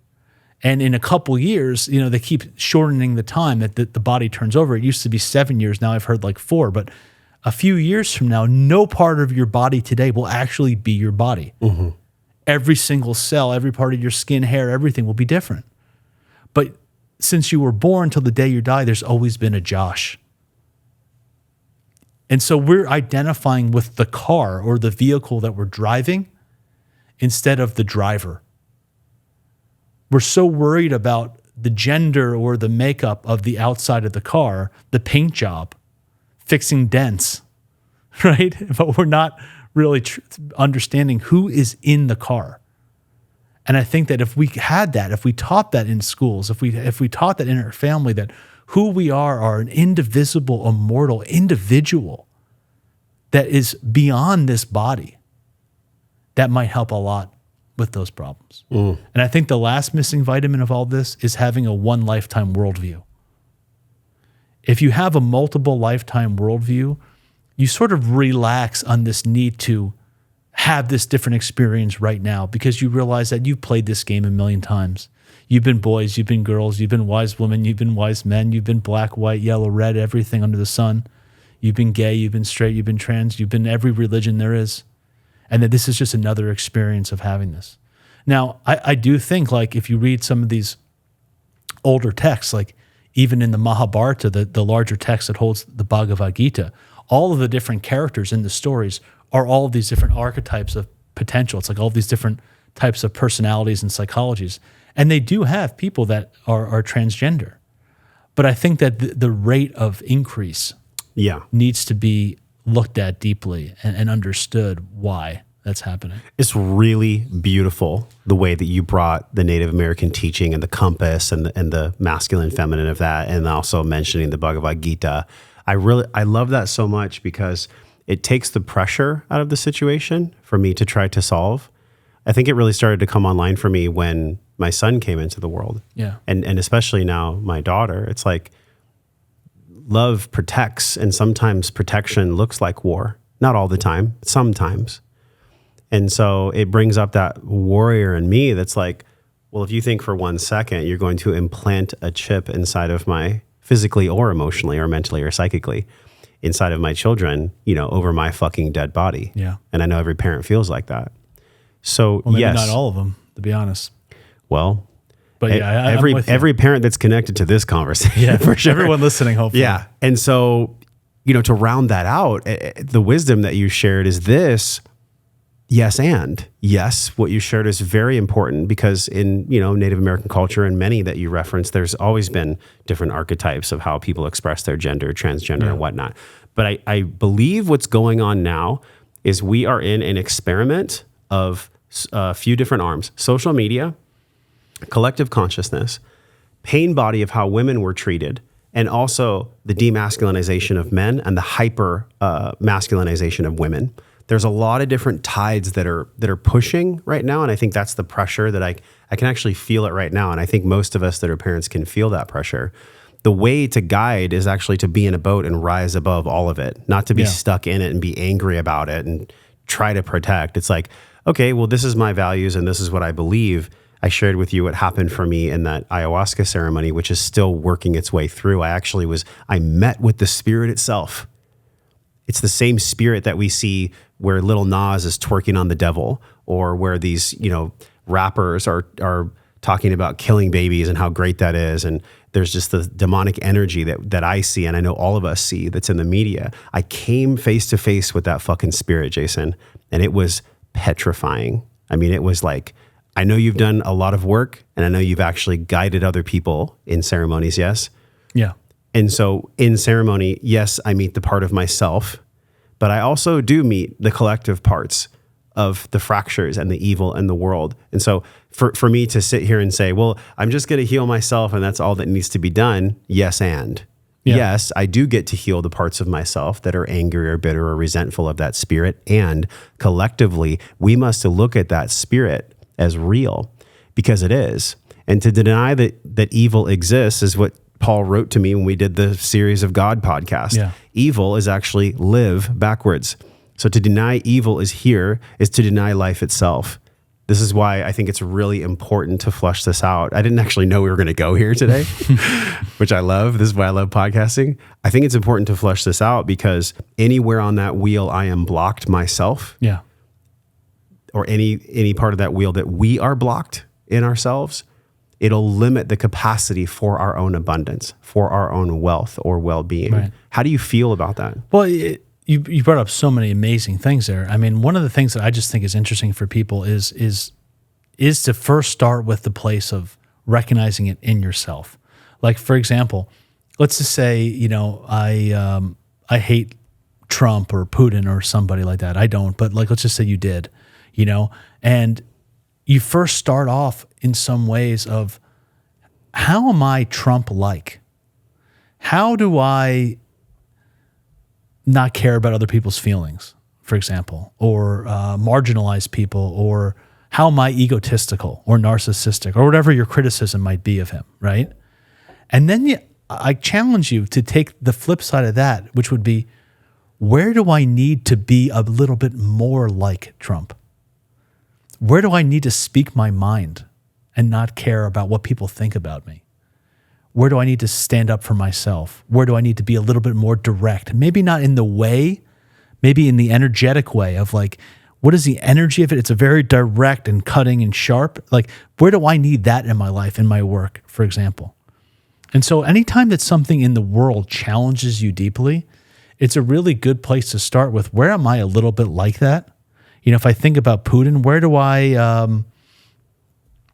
just try to dominate and control. Dominate and control. Okay, all happens all the time, you know. And then like, where am I dominating and control? Well, we're all dominated and controlled by social media and the media.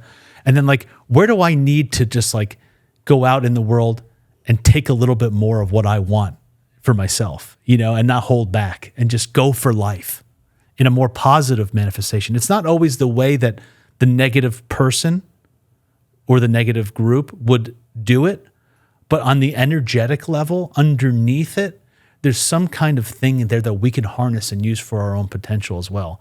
And also find some kind of sympathetic resonance that in some ways we too are like that, and that's why it is triggering us. Mm-hmm. Now, I think the other part about it is that, like you said, is that like, that doesn't mean we don't show up in the world.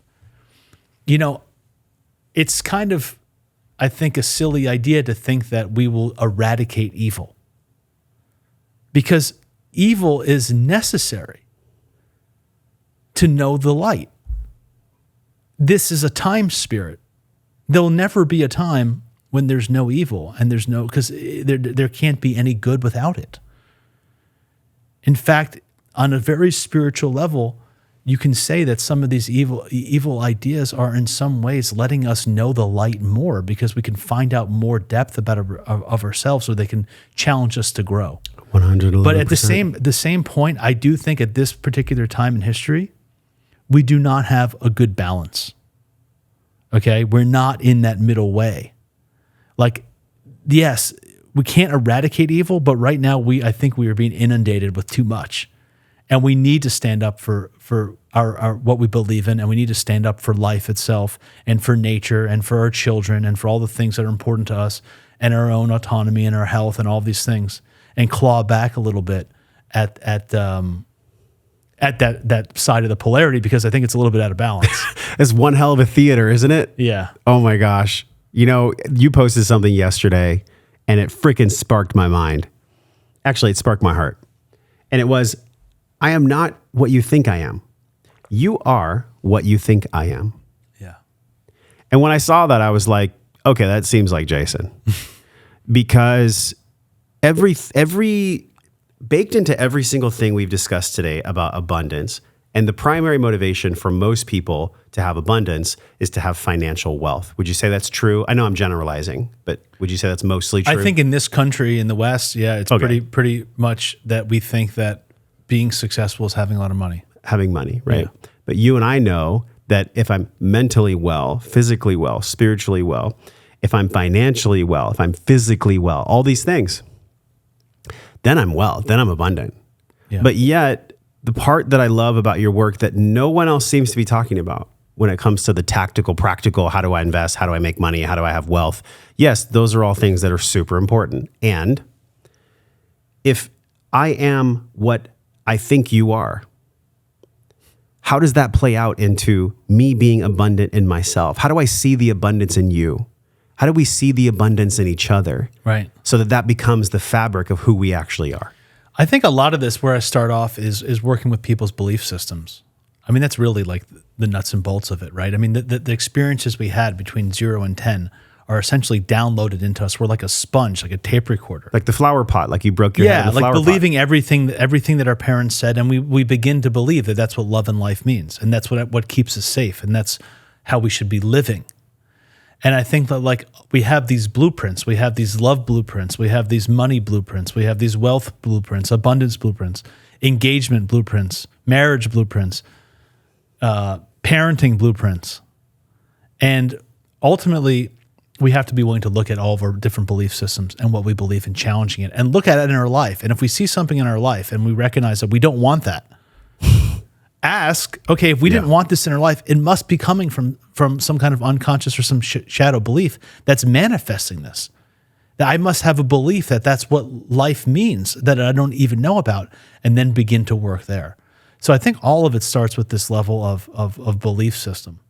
What has been, obviously you've gone the gamut, especially I believe you're Paul's longest client he's ever had, 10 years or 11 years? Yeah, more than that, but yeah. 15 like 14, years, okay. 14 or something. Okay, so working with a master, and I believe he truly is a master in the process of greater mastery. Yeah. What have been some of the big rocks that have really moved the needle for you towards abundance? Wow. I mean, so many interesting I'm sure there's a laundry list, yeah, but whatever naturally comes up. One of the first things I'll say is that Paul taught me how to play. I mean, it's simple as that. He's a good player. He plays. Yeah. You know, like I went to He's kind of always fucking around.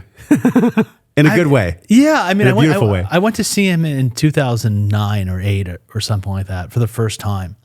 And I had just lost this 170 pounds. And I thought that being healthy was like, you know, lean turkey meat and spinach.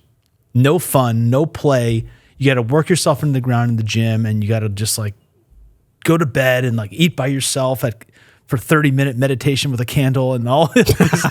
I'm serious. I was like, sometimes. I mean, it's beautiful. It's hard with kids. I miss those things. No doubt.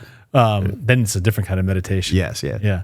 My point was that I thought that being healthy was like very rigid and very dry and very hard, you know? And then I met Paul, and it was like, we were painting and we were playing drums and we were rattling and we were smoking tobacco together and having fun. And then it would just be like, I mean, it's like even the little things that he didn't mean to do. Like we'd be watching a movie at night, and I'm like, Paul watches movies? Like, you know, he's like normal, you know, and like he would make popcorn, and we'd put like grass-fed butter on the popcorn, and he liked it a little bit like extra burnt.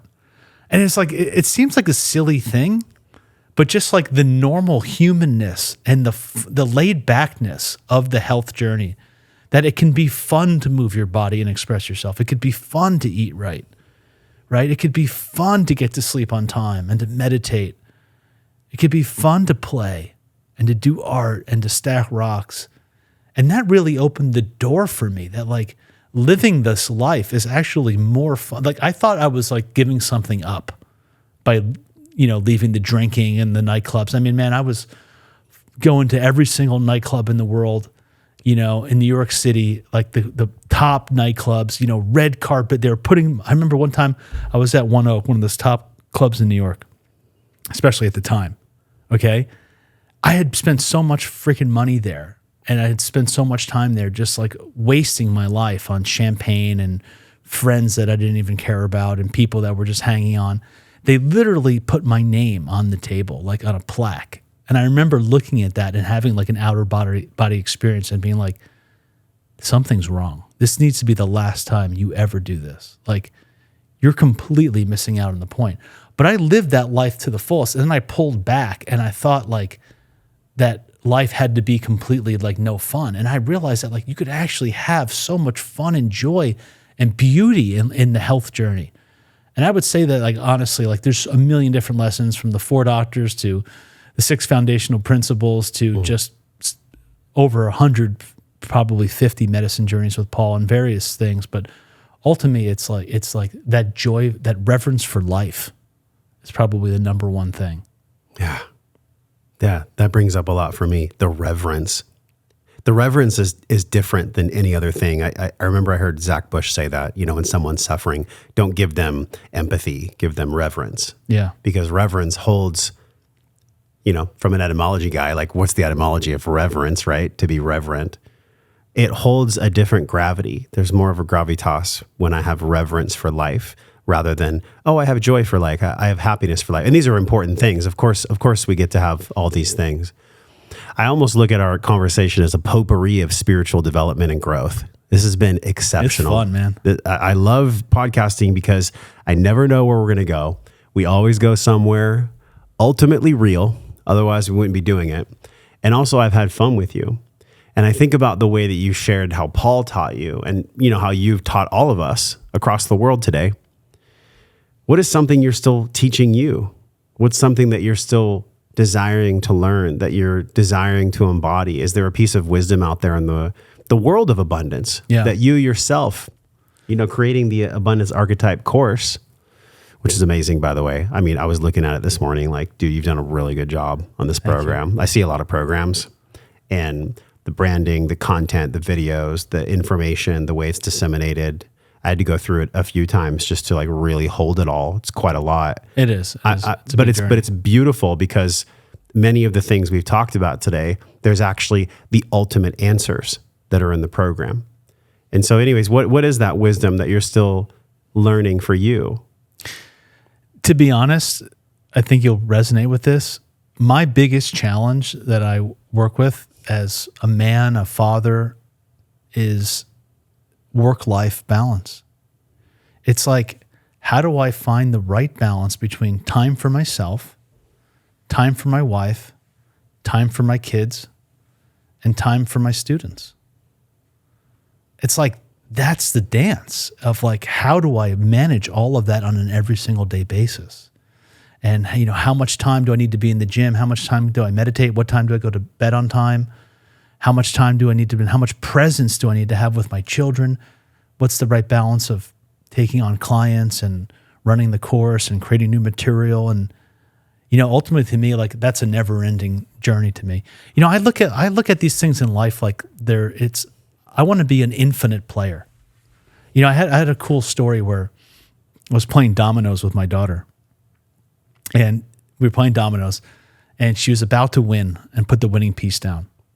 And I saw her like take the piece and like put it out, and I'm like, yeah, you're gonna win. And then I see her pull it back and move it over, and then take the wrong piece and put it out. Oh. And I was thinking to myself, what are you doing? You got to win the game. It's all about winning. And then I recognized I had this like huge like chills moment where I was like, oh my God, she just taught me that it's not about winning. It's about continuing to play. It's about being an infinite player, that if she wins right there, she goes to bed. The game's over. The fun is over. That it's not about winning or losing. It's about learning. In fact, like life fulfillment from Mihai Csikszentmihalyi, the flow research, it shows that like we actually get more fulfillment in life playing somebody who's better than us, a little bit better than us, and challenges us, even if we lose, than if we beat up on somebody that was easy. That like we don't actually get fulfillment from winning. We get it from growing and going over our edges and extending ourselves. And so like ultimately it's looking at life like this. It's there's no place to go. It's a horizon point. Once you get there, it moves off into the distance. And learning how to be an infinite player, learning how to be an infinite investor. Paul Tudor Jones told me once, he said, if you're just here in 20 years, you'll be rich. And the point is that like, don't make one trade your last. Make it a marathon, not a sprint, right? Always look at the long game. Always look at the big picture. Always try to evolve and adapt and grow yourself, and recognize that the point is not to win on this one moment. It's like how to be in this longevity and how to continuously play the game. And ultimately we realize is that like we are ultimately infinite players of this because we are infinite. And that can put us in a perspective where we can really learn to slow down and enjoy things a little bit more. Recognize that despite how much we know in the world, we look at the world like it's 99% known and 1% known, and more likely it's 99% unknown and 1% known.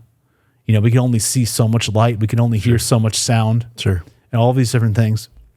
And we could just wake up to this like magic and this mystery that we're in and really start to enjoy it and explore it and slow down. So for me, it's like really trying to balance all those things and recognize that live life like I have as much time to really appreciate it, but also take advantage of everything I have and take advantage of this moment to make a big impact. And so I struggle with that. I struggle with that every single day, is like how much to give to all of those different buckets. I think that's just the dad journey. Yeah. And maybe the moms even have it more rough because, they're nursing children. I look at Carrie Michelle, she's nursing 2 babies at once. I'm like, how are you doing that and figuring out how to fill your own cup? And I'm even just on a daily basis in awe of her. Shout out to every woman who has ever birthed a child. What an incredible, mysterious, wonderful, beautiful thing that is definitely its own learning curve in its own right. So I'm sure that every human being can relate to many of the things we've shared today in so many ways. Specifically parents, like we're both fathers, and to be a parent is actually to bring the abundance conversation right here.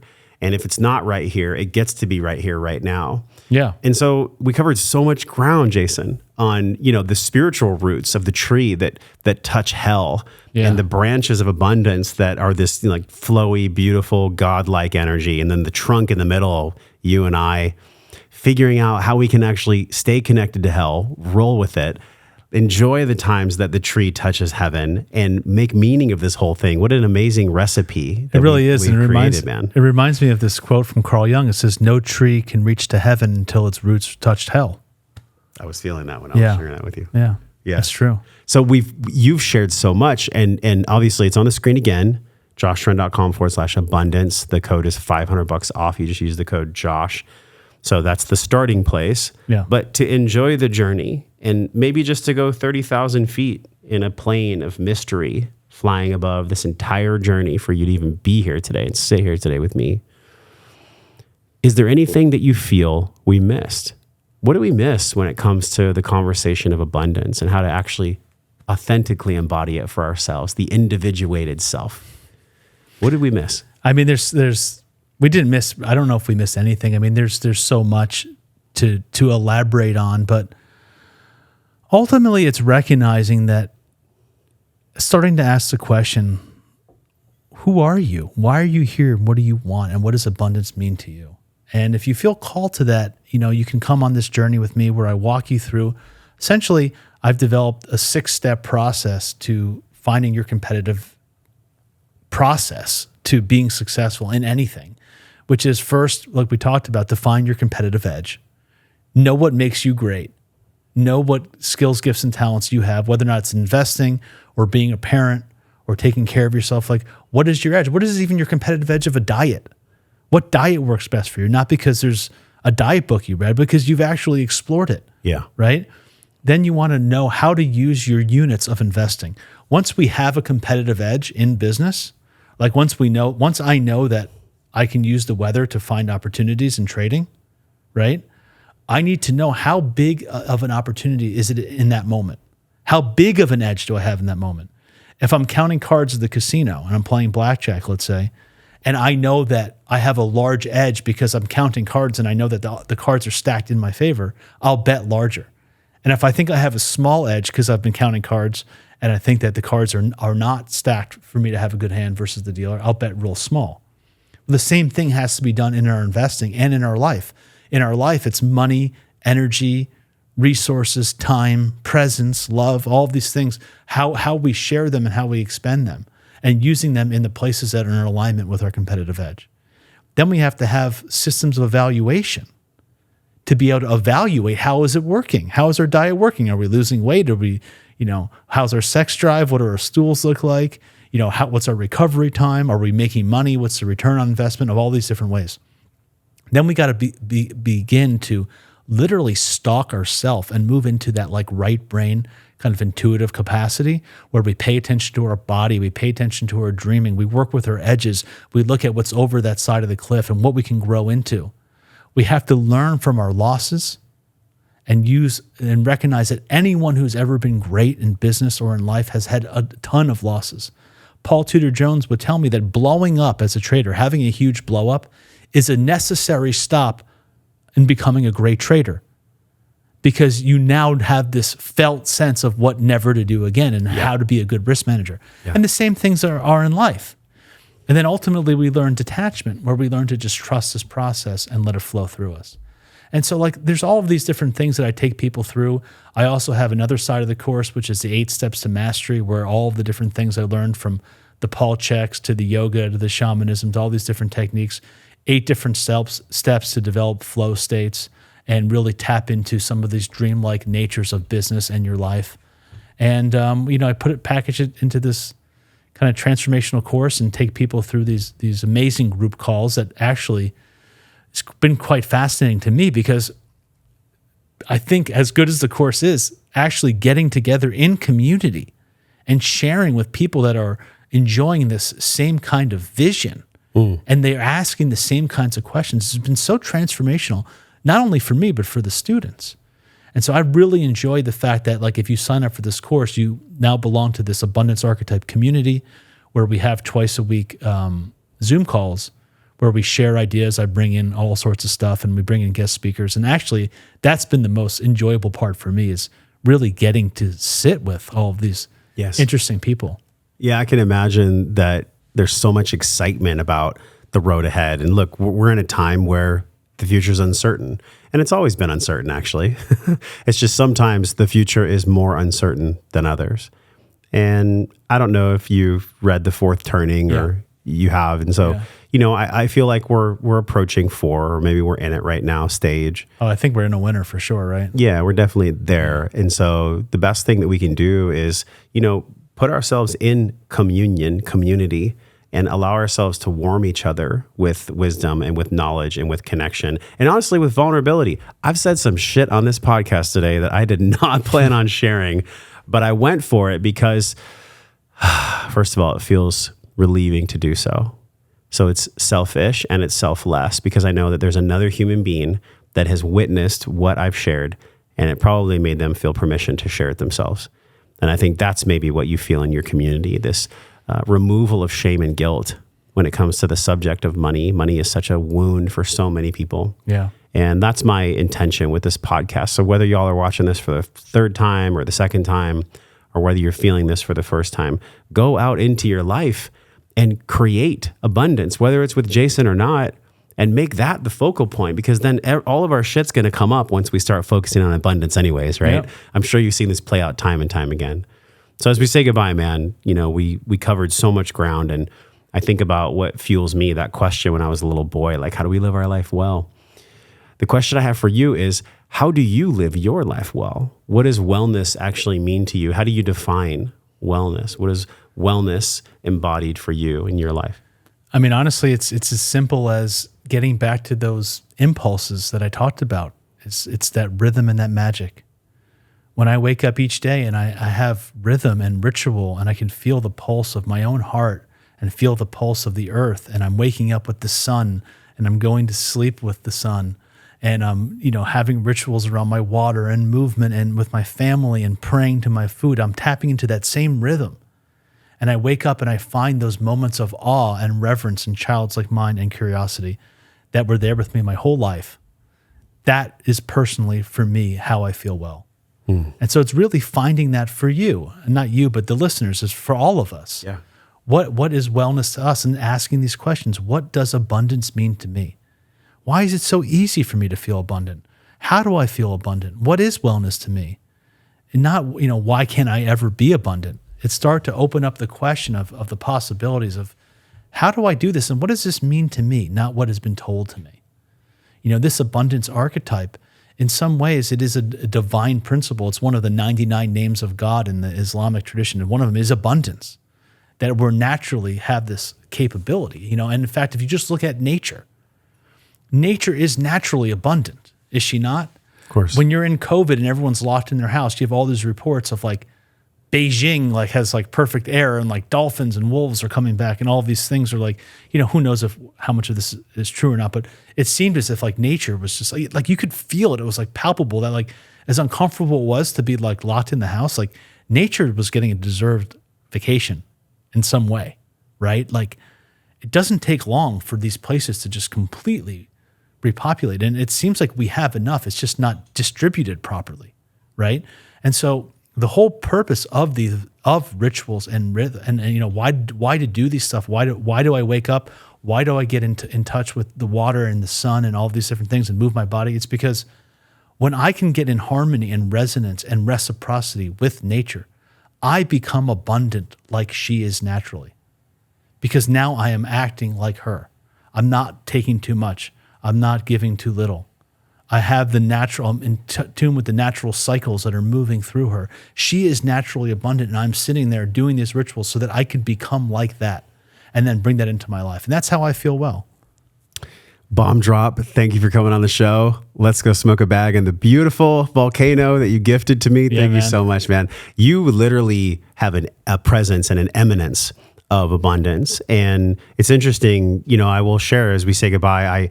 I was attracted to learning from you for my own pursuits when it came to money. Yeah. I was. And now that I've gone through some of the program and sitting here talking with you and just feeling you as a soul, I'm super grateful that I did, because I realized that, yes, that's important. And what's really important is the way that I show up for my family, the way that I show up for myself. That's where true abundance comes from. Yeah. And I just got like chills in my hands saying that, because for so long in my life, it was just about how much money can I make? And I don't want to be like my father, and I don't want to be poor. My come from was actually away from instead of towards abundance. Yeah. So thank you, man, for cracking that open Love to you, me. man. So good Love to you be too, here. brother. All right, let's go smoke a bag. Right, Until man. we see you again, we're both wishing you We love you all. and Thank wellness. Hey, thanks for watching this video. If you love this video, hit subscribe. That way you'll be automatically notified when new videos come out, new episodes, and also share this video with a friend. If you loved it, they're gonna love it too. Check out some of the videos on this screen that are perfectly curated based on the video you just saw. Make sure you follow me, and I'll see you in the next video.